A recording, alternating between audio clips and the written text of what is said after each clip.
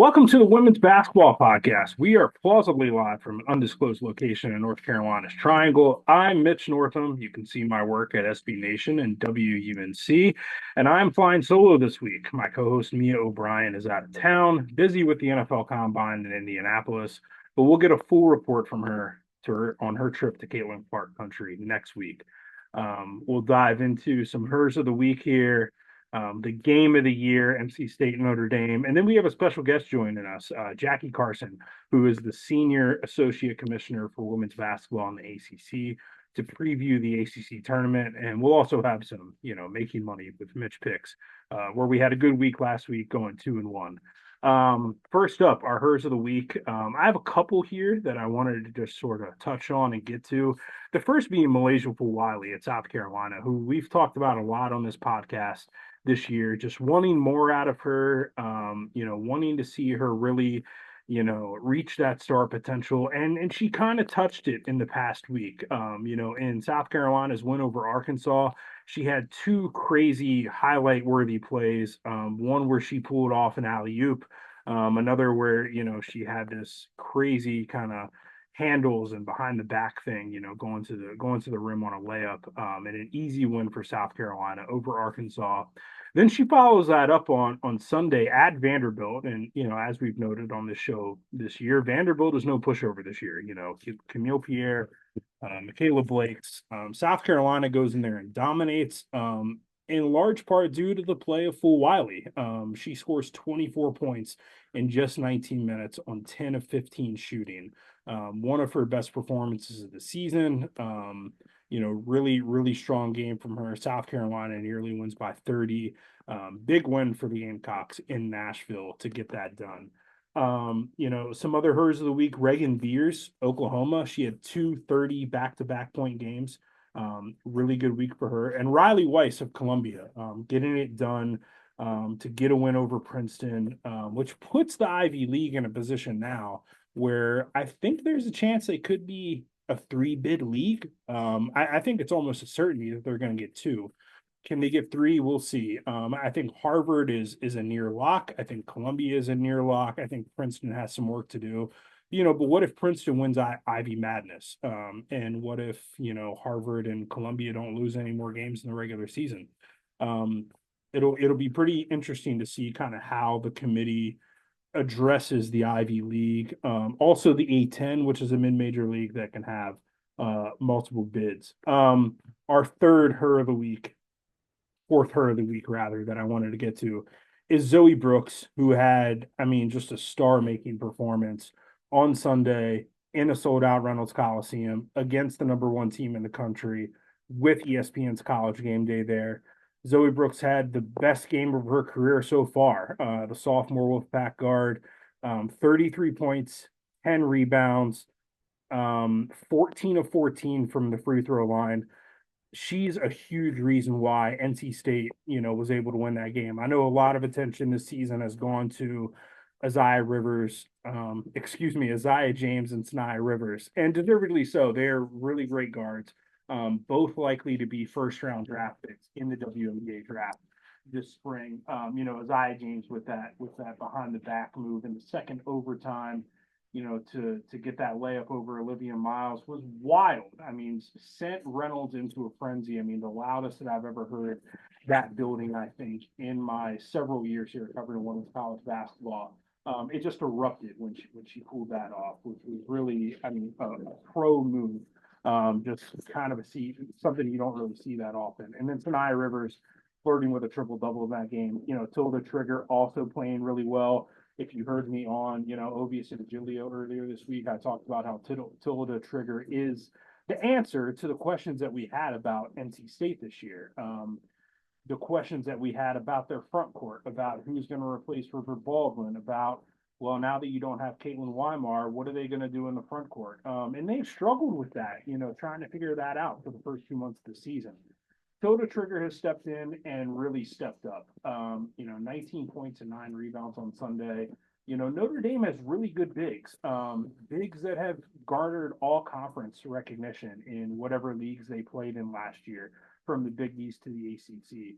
And Tota Trigger was the best among them on Sunday. She was the best post player on the court, which is really saying something when you're on the court with a Maddie Westfeld, a Lisa Carlin, and a Leah Tu King. Tota Trigger has been just awesome for NC State, and has really, I think, solved the problem for them. And I think has convinced me that NC State is certainly capable of getting back to a Final Four this year, if not, just having a good deep run in March. I think that they've, figured out what they're going to do in the front court now. I think she is the answer. I'm trying to pull up a stat here for everybody that I mentioned on the OG podcast that I wrote in my long sort of game column that you can go read at SB Nation's Breakaway just about this game. I thought that this game was simply the game of the year in women's college basketball. Here it is. So NC State is 13-2 this season since Tota Trigger entered the starting lineup for the Wolfpack. When she has 2 blocks or more in a game, they're 6-0. When she scores at least 9 points, they're 7-1. So, simply put, when Tota Trigger plays well, as she did on Sunday against the number 1 team in the country, Notre Dame, scoring a season high 19 points on 8 of 9 shooting to go along with 9 rebounds, 2 blocks, and an assist, the Wolfpack almost always win. And for me, this game said more about NC State than it did Notre Dame. I think it said that NC State is capable of making that run in March Madness again. We knew that these 2 really good guards were returning in Sanaya Rivers and Isaiah James. And we knew that the Swiss Army knife do-it-all Madison Hayes was coming back, and that was going to be helpful. The questions were, okay, well, what's new? What's going to get this team over the hump? Or what's going to get them back to the Final Four? What's going to replace the production of River Baldwin and Mimi Collins? We found it in Zoe Brooks and in Tota Trigger. Zoe Brooks stepping up and having this breakout game. Giving NC State a 3-headed attack. And I think giving NC State an argument that, no, actually, Notre Dame doesn't have the best backcourt in the country. We do. I think you can make a case either way. But certainly on Sunday, NC State's trio played better than Notre Dame's trio, and NC State's standout big played better than Notre Dame's standout post players. Really, like I said, the game of the year. To go to double overtime, Zoe Brooks's performance, Sonia Citron's shot at the end of regulation, which was absolutely wild and impressive. Olivia Miles shushing the crowd. Zoe Brooks and Hannah Hidalgo talking a little shit back to each other, going back to their days playing basketball with each other in New Jersey. It was just awesome, really awesome atmosphere. Reynolds Coliseum was rocking. And it just goes to prove, I thought, after the game, it was interesting. Niele Ivey, who has coached, for a long time, who has played for Notre Dame, coached and played in some really awesome environments in the NCAA tournament, against UConn, in the Big East tournament, in the ACC tournament now. She called Reynolds one of the top 10 environments she's ever been in, which I think is just a testament to how special of a basketball venue that we have here in North Carolina's Triangle. Reynolds Coliseum is awesome. I kind of got into it with some people on, social media on Sunday because Kim Mulkey had this comment about Kentucky women's basketball saying, why don't they play in Rupp Arena? That would give them such a better, home court advantage. And you don't need to play in a 20,000 seat arena to have a good home court advantage. Just look at NC State. It's much better to play in a sold out 5,500 seat arena than it is a half full 19,000 seat arena or whatever, PNC holds. Because someone said that, the women should play in the same place as the men do. And I just don't agree with that. I think it's a feature, not a bug, that the NC State women play in Reynolds. And I think there are a lot of NC State fans that wish that the men played more often in Reynolds. Reynolds is just an awesome venue. And I think, Sanaya Rivers even said on Sunday that she thought that Carmichael and Chapel Hill had a really good home court environment for the Tar Heels. And NC State has struggled to win there. They didn't win there this season. So, I think that just goes to show that, to create those awesome home court environments in women's college basketball, you don't need a big arena. You just need to invest in the arena that you have. You have to build that up. You have to cultivate a fan culture, which is what Wes Moore has done in at NC State ever since he got there, taking over from Kelly Harper more than a decade ago now. Um, you know, Wes Moore talked about. I think there were some pictures on social media about there were some fans who camped out like 10:30 the night before college game day, to get good seats in Reynolds and to make sure that they got their signs on TV on Sunday morning before the doors open. Wes Moore was out there handing out donuts. This is the thing, Reynolds being sold out all the time for no matter who NC State is playing, whether it's Notre Dame or Wake Forest or SMU. That is something that we should give Wes Moore a ton of credit for cultivating this sort of culture around women's college basketball at NC State. It wasn't a direct handoff between him and K.Al. There was a period in between, like, when Kelly Harper was the head coach, where the Wolfpack, frankly, weren't all that good. And Wes Moore had to build this thing back up. And he's built them now into not only just a contender, and not only into one of the best home court environments in the sport, but just I think one of the iconic programs in women's college basketball now. Like, when you think of women's basketball, one of the first 10 teams that you're going to think of is NC State. The runs that they've made in the NCAA tournament, the ACC titles that they've won now under Wes Moore, and the environment and Reynolds Coliseum, which is awesome, and I think second to none in the ACC.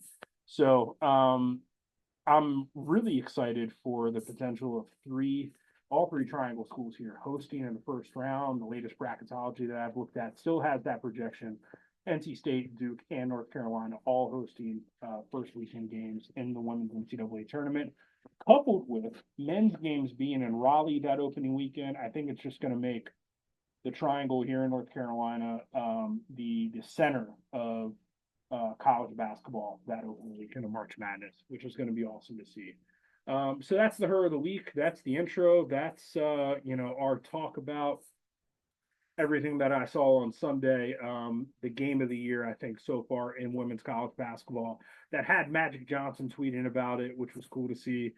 Even though he doesn't really actually say anything in those tweets, it's just cool that he mentioned, Isaiah James and Zoe Brooks in NC State women's basketball. So incredible game. I still feel like deep in my bones that Notre Dame is the best team in the country.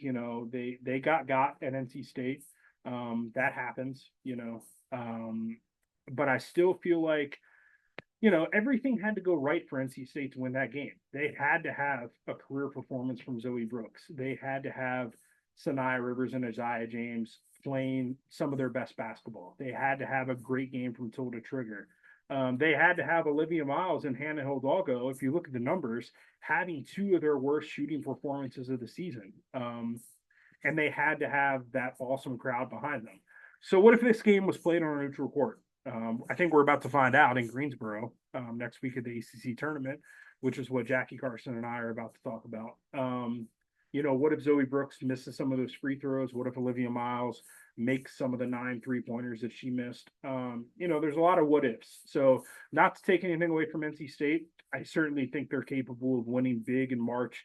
But I still believe that Notre Dame is the best team in the country. I think if you put a gun to my head and asked me to make a Final Four national championship pick, I'm still picking Notre Dame. I still think that they have the best roster, the most talented roster, a really good coach. Two of their guards, Olivia Miles and Sonia Citron, are probably going to be top 5 WNBA draft picks in a couple months here.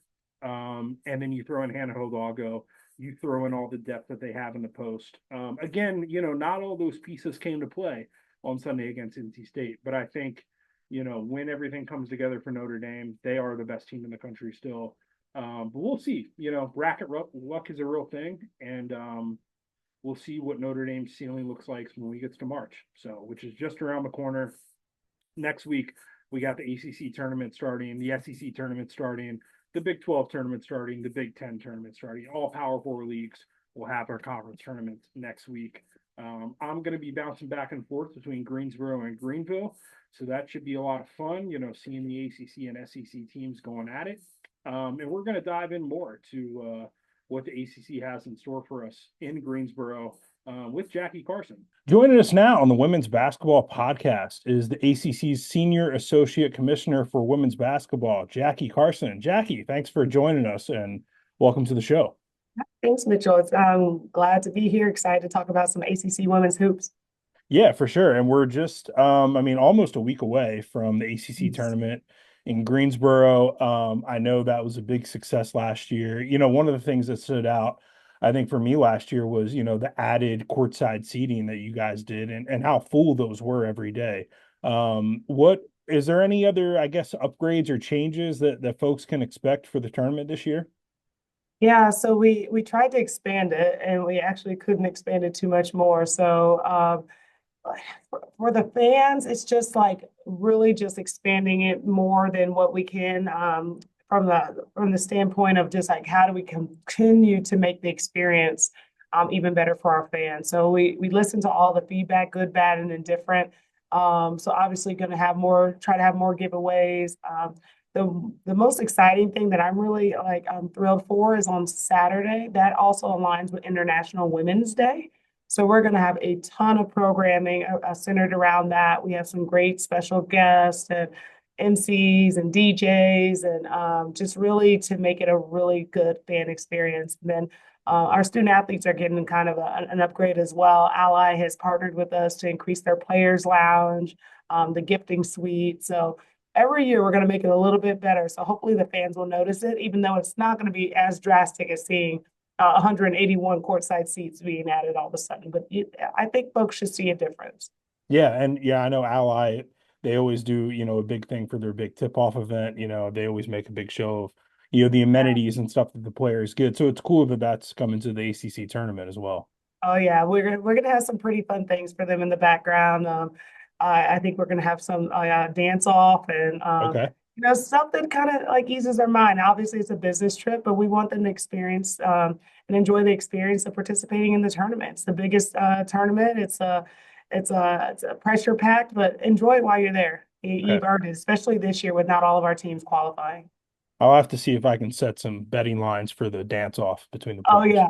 yeah, I know NC State has made a strong case so far. So yeah, well that'll be good.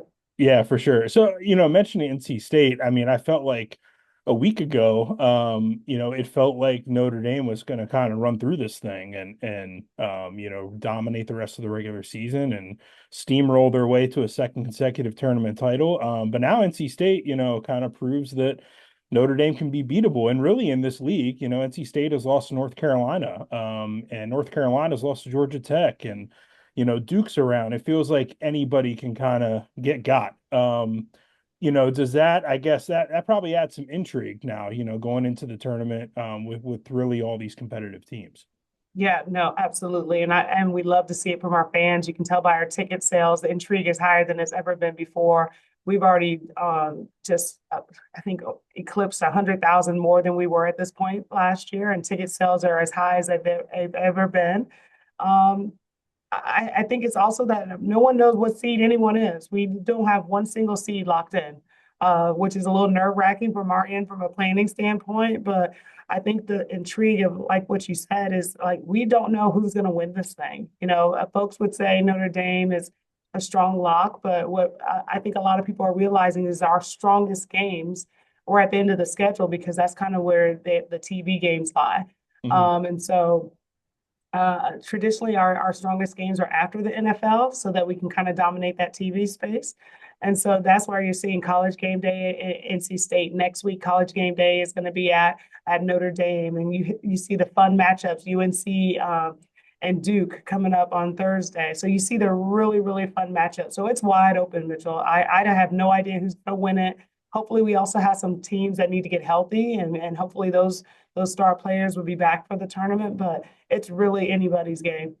Yeah, hopefully we can see Tanaya Latson playing Oh Greensboro. yeah. That would be awesome. You mentioned, you're kind of the big games and ESPN's College Game Day, showing up to two ACC games in a row now, last week and this week. And you have some ESPN2 games for the ACC tournament as well, which is kind of a new thing. It was just a couple years ago that these were on kind of RSNs, and now, ACC Network, and now national television. How cool is that? And I guess that speaks to sort of the spotlight that the ACC has sort of been thrusted into this season a little bit, with not just great teams, but also star players as well. Yeah, women's basketball, I mean, is exploding, right? And why not capitalize on one of the best women's basketball conferences with getting more TV exposure? That was one of the things that our coaches harped on. That is one thing that we wanted to do.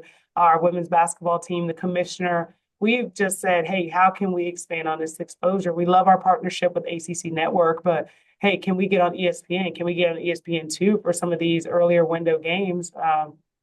And so we have two quarterfinals on ESPN2. We have our semifinals on ESPN2, and we have our finals on ESPN, where, as you mentioned, just our finals have been on ESPN. So I think that's a tribute to our coaches, our teams, our branding, just the level of play that our ACC women's basketball has garnered over the last few years. And so we're going to continue to grow until we can get all of them on there. So that's the plan.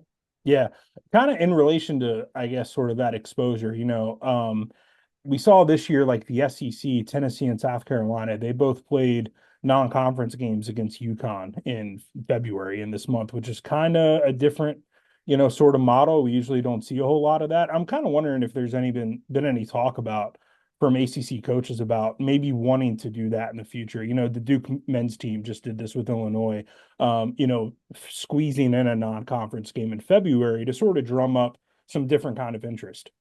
Yeah, well, South Carolina's done that for years. They've always found that little niche with UConn. I think that's probably in a long-term scheduling agreement. A lot of our coaches have inquired about some things in January. February is a little bit tougher Mhm. with our scheduling model. Again, having 18 teams is a little bit different than the other conferences outside of the Big Ten, who has 18 with us. But just trying to fit in rest and East Coast, West Coast travel. But I think a lot of our teams, particularly with the expansion of MTEs and some of the MLK Day events, I think you'll see some more of our teams playing some non-conference games in January in the future with some pretty big matchups. Yeah, that would be awesome. Has there been, this is the first year of that new scheduling model with Stanford, Cal, SMU included. What is, I guess, kind of the reception been like, in year one of this? Have things been good? What you're hearing from coaches, or are they looking for maybe a change in the future? What is kind of the feedback been?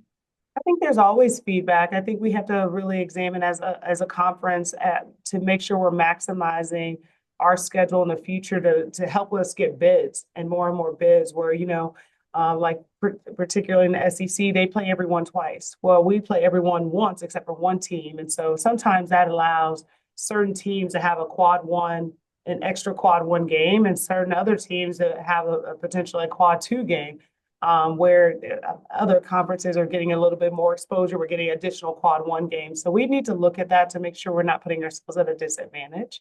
But as far as the travel, I think each team is managing it a little bit different. Our West Coast teams, they leave on different days right now. They have sleep coaches.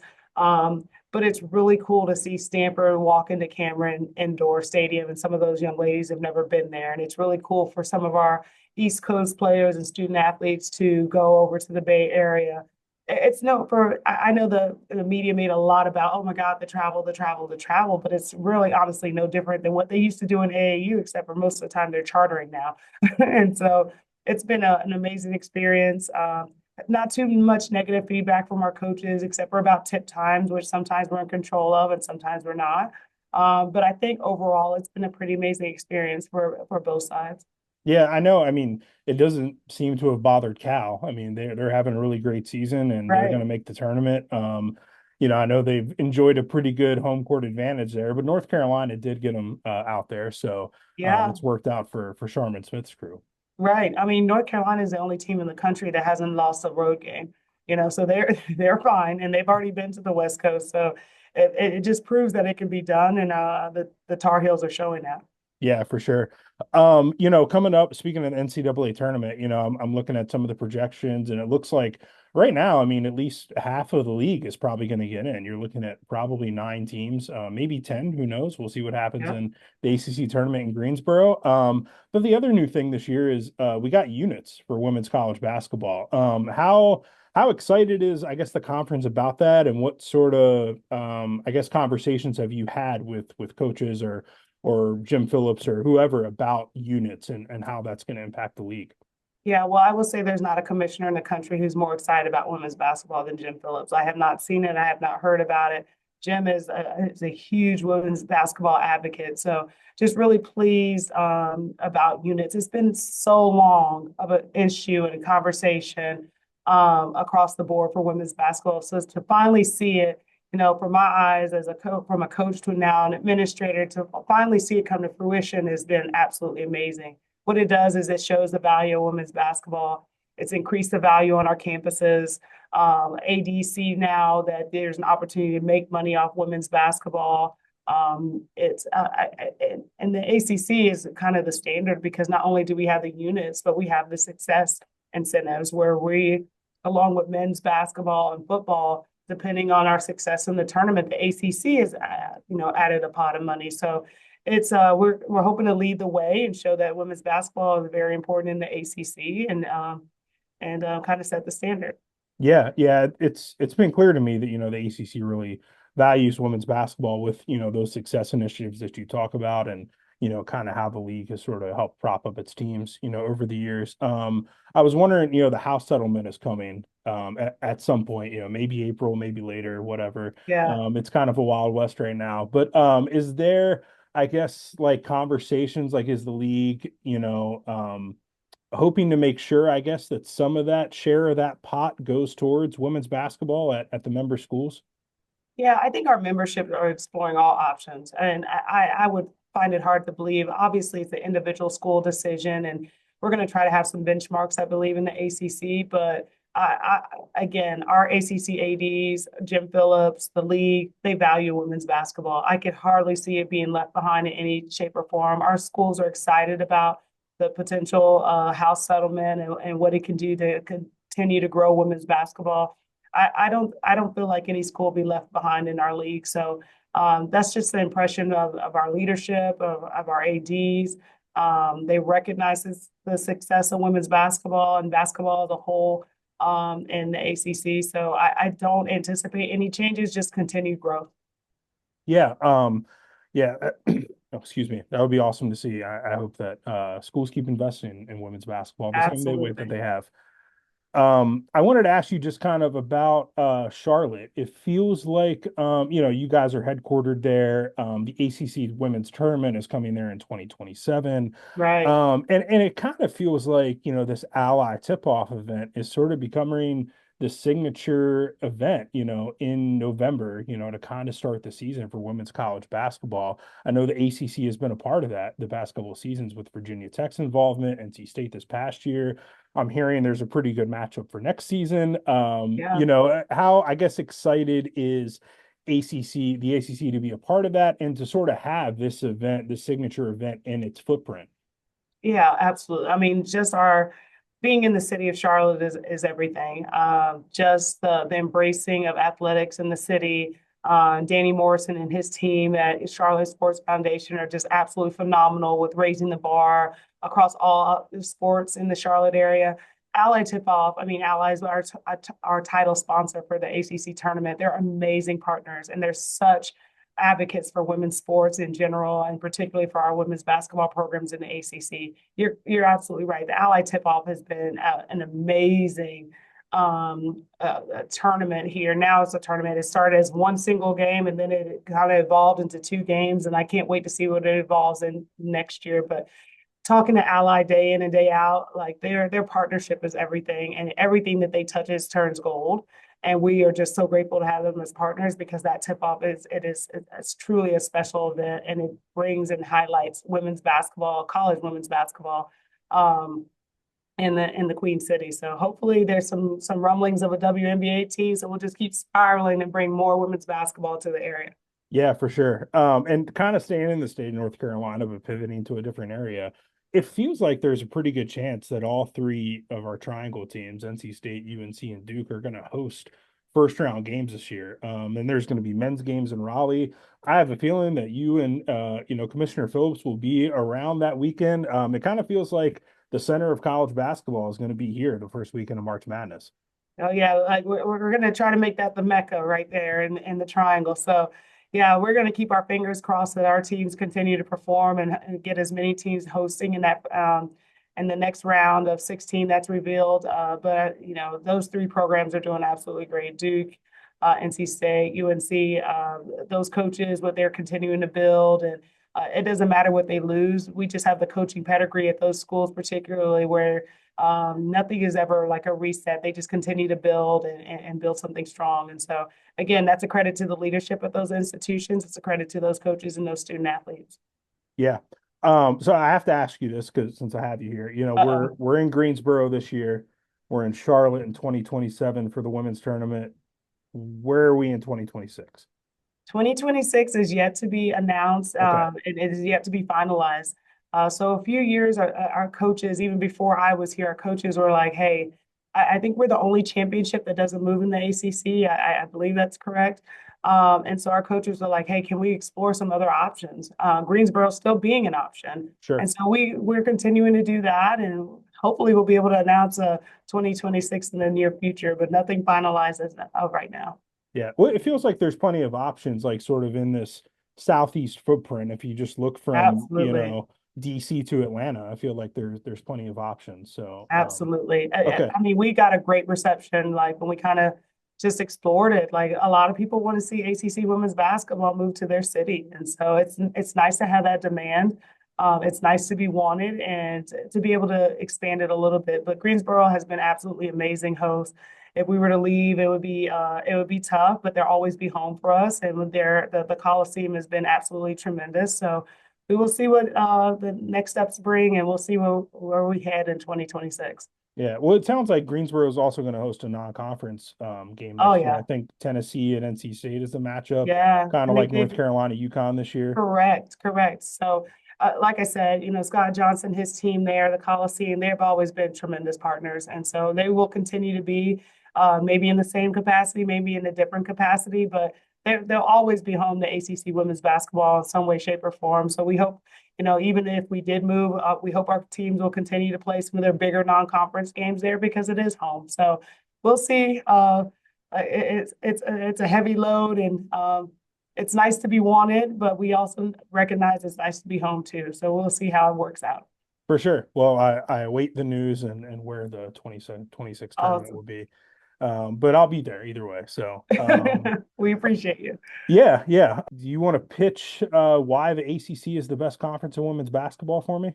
I mean, just look at the history, look at the players in our game, look at I love how women's basketball across the country and at the college level has grown, but there's something special about ACC women's basketball. And if you're not here next week to see it, you're missing out. It's just going to be some of the best basketball that you've ever seen. Our student athletes, our coaches are just top tier and, you know, top level. Um, Come find one team to cheer on. If you don't know which team to cheer on, I bet you leave with a favorite by the time you leave there. So it's going to be an amazing experience. We have record numbers so far that recognize that. So come join us. Yeah. And if we get a potential NC State Notre Dame rematch, that will be must How watch. amazing will that be? That'll be That'll awesome be something to see. Make sure you're here for it. for sure. So that's Jackie Carson, Associate Commissioner for women's basketball in the ACC. The ACC Women's Basketball Tournament at the Greensboro Coliseum, March 5th to March 9th. It's going to be awesome. I've been there for the past few years. Always a fun couple of days of games in Greensboro. And yeah, thanks for joining us, Jackie. Thanks, Mitchell. All right. Thanks again to Jackie Carson for joining us on the Women's Basketball Podcast. Just our second guest of the season following South Florida's Sammy Puisis. South Florida, by the way, has won 9 games in a row and looks like, if they keep winning out the rest of the regular season, they look like a team that could maybe get an at-large bid if they slip up in the American Athletic Conference tournament. But I have a feeling they're just going to win the AAC anyways and make that a moot point. And hopefully, maybe we'll see USF play here in the Triangle in the opening weekend, which would be pretty awesome. Let's turn our attention to some gambling picks to make some money with Mitch. So last week we went 2-1, pretty solid. We are now 20-16 on the season in our picks.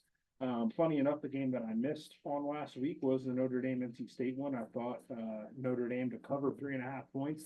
was a good pick. Shout out to NC State for proving me wrong. Here's what we're going to go with this week. So Thursday night, starting off, this is the game that I'm going to be at in Durham in the Cameron Indoor Stadium. This is the second matchup between UNC and Duke. This is Thursday, 7 p.m. on ESPN on the mothership. The line that I'm seeing right now is Duke favored by 7.5 points, which I just don't see happening for several reasons. Number one, I just think North Carolina is the better team. Number two, North Carolina is the only team left in the nation who is still undefeated on the road this year. They just don't seem to be bothered by playing in road environments. And I think there's going to be plenty of Tar Heel fans in Cameron Indoor on Thursday to kind of give the Tar Heels a boost. It won't be a home court, but it's just 10 minutes up the road. And I think the one worry I had about UNC was, okay, well, what are they going to do without Alyssa Utsby?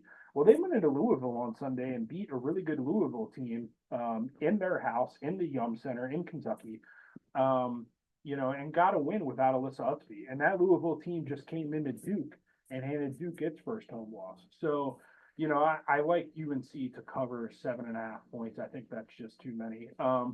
I would also, I'm not going to include this in my picks, but you should check out the over-under on UNC Duke because the first meeting between these two games went into overtime and the high score was in the 50s. So, if the over-under is set a little high, if you feel like it's a little high, maybe check that out. So that's our first pick, UNC plus 7.5 at Duke on Thursday night. We're going to stick to Thursday night, shift to 9 p.m. Eastern on the SEC network. LSU is at Alabama. The line I'm seeing right now is LSU favored by 3.5. I like that number. I like LSU to win and to cover.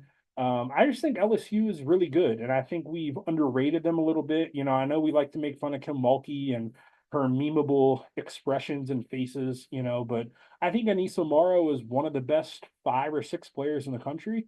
I think Flau'jae Johnson is really good, and I think we've just sort of underrated LSU a little bit this season. This is a team that is 27-2. Their only 2 losses are at South Carolina and at Texas.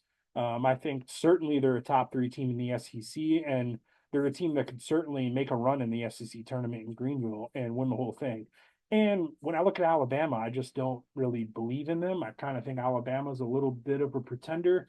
They're going to make the tournament, and that's fine. But they're ranked in the AP Top 25 poll, but I haven't been voting for them. I just don't think they're really all that. This is an Alabama team that got blown out by Texas, got blown out by South Carolina, lost to Vanderbilt, lost to Kentucky, and just lost recently to Tennessee. So, I just don't think they're really in the top tier of the SEC the same way that LSU and Texas and South Carolina are. And I think LSU is going to prove that to us on Sunday. The final game that I'm picking is Sunday, 5 p.m. on Fox. Ohio State at Maryland. The line that I'm seeing right now is Ohio State favored by 1.5. So Maryland is a home underdog.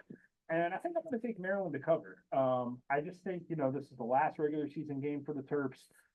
It'll be a senior night, game for Cheyenne Sellers and the other seniors on that team.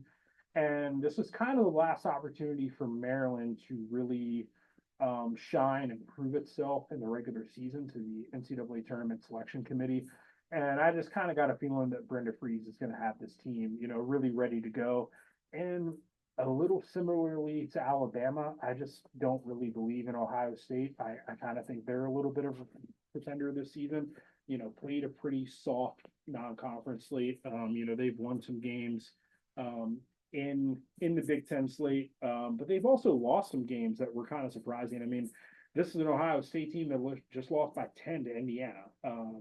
They got blown out by USC. They lost to UCLA. This is also a team that lost to freaking Penn State earlier this year. And Penn State's not good, y'all. So, I know that this Ohio State team beat Maryland in Columbus earlier this season by about 8 points. But I think that the Terps are ready to right the ship and get a dub against the Buckeyes, or at least keep it within 1 point per the line. So Maryland plus 1.5 is a line that I like. Um, and I'm not picking this game, but we have to talk about the big matchup on Saturday night. This is USC versus UCLA. It's at UCLA, 9 p.m. Eastern on Fox Saturday night. Big showcase game, big stake. I mean the stuff that's at stake here is not only Big Ten tournament seeding, it's also about the race for the National Player of the Year. I think the odds right now have Juju Watkins and Lauren Betts at 1 and 2 in the Player of the Year race. It's also about NCAA tournament seeding. I mean, if UCLA gets swept by USC, can they really be the number one overall seed? Um, and USC probably has to be in the conversation for a number one at that point, right? So those are things that the NCAA tournament committee are going to have to sort out if this game goes in USC's favor again. Their first time these two teams met at USC, the Trojans ended up kind of pulling away late. We'll see if that happens again. I have a feeling that Corey Close is going to have this team, ready to respond and bounce back. This is a rivalry game, of course. You want to defend your home court. UCLA has been really good at home this year. So we'll see. I think that's a must-watch game that people have to pay attention to for a lot of different reasons. Not just because it's a top 5 ranked on ranked game, but because of the Player of the Year race, because of NCAA tournament seedings, and all that other fun stuff. So that's kind of the best game I think of the weekend, and a good finale to the regular season before we really get into conference tournament stuff. So that's it for the week. That's the women's basketball podcast. I'm Mitch Northam. Mia O'Brien will be back next week, and shout out to our producer Dimitri Ravanos for cutting all this up and splicing in my interview with Jackie Carson. Yeah, we'll be back next week to preview some of those conference tournament games and review the week that was, and we'll be with you all throughout March Madness. Deuces.